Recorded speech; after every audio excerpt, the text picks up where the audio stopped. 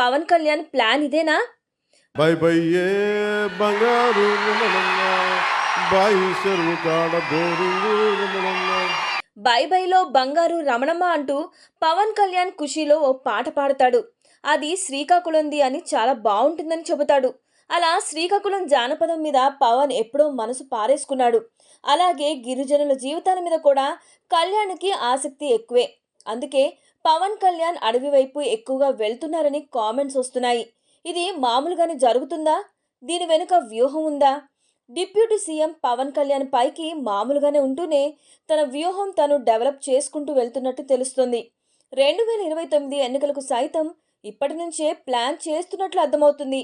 పవన్ అటవీశాఖ, పంచాయతీరాజ్ శాఖ తీసుకున్నప్పుడు అందరూ అవి అంత ప్రయారిటీ లేనివి కదా అంటూ పెదవి విరిచారు. కానీ వాటినే అస్త్రాలుగా చేసుకొని పవన్ కళ్యాణ్ తన రాజకీయ వ్యూహం అమలు చేస్తున్నట్లు కొందరు చెబుతున్నారు. పవన్ కళ్యాణ్ పదే పదే ఏజెన్సీ ఏరియాలకు వెళ్తున్నారు.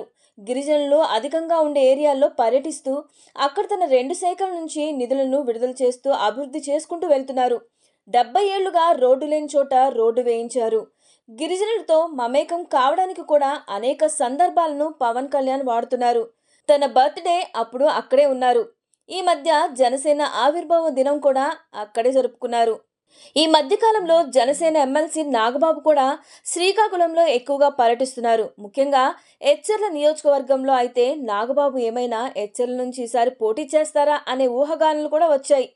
అయితే షాకింగ్ విషయం ఏంటంటే పవన్ కళ్యాణ్ ఈసారి ఎచ్చెర్ల నుంచే పోటీ చేస్తారని తెలుస్తుంది. అలాగే అరకు పార్లమెంటు నుంచి కూడా జనసేన పోటీ చేస్తుందని అంటున్నారు. ఇప్పటి వరకు ఏజెన్సీ ఏరియాల్లో వైసీపీ బలంగా ఉంటూ వచ్చింది. 2024లో అంత స్ట్రాంగ్ వేవ్లో కూడా కూటమి 2 చోట్ల మాత్రమే గెలవగలిగింది. ఎక్కువగా వైసీపీకే ఓట్లు వచ్చాయి. అంతలా గిరిజనుల్లో వైసీపీ పాతుకుపోయింది. ఇప్పుడు పవన్ కళ్యాణ్ డిప్యూటీ సీఎంగా తన ఆచరణ ద్వారా గిరిజనుల్లోకి చొచ్చుకుపోవాలని, జనసేన ఆ ప్రాంతంలో బలోపేతం చేయాలని చూస్తున్నారు. ఇప్పటికే పాలకొండ, పోలవరం 2 జనసేన ఖాతాల్లోనే ఉన్నాయి. పాలకొండ ఎమ్మెల్యే నిమ్మక జయకృష్ణ ఎటు తెలుగుదేశం మనిషే. అయితే పిఠాపురం సంగతేంటి? అవే ప్రశ్న వస్తుంది. ఎప్పటికీ పిఠాపురం వదిలేది లేదని పవన్ ఇప్పటికీ చెప్తాడు కూడా.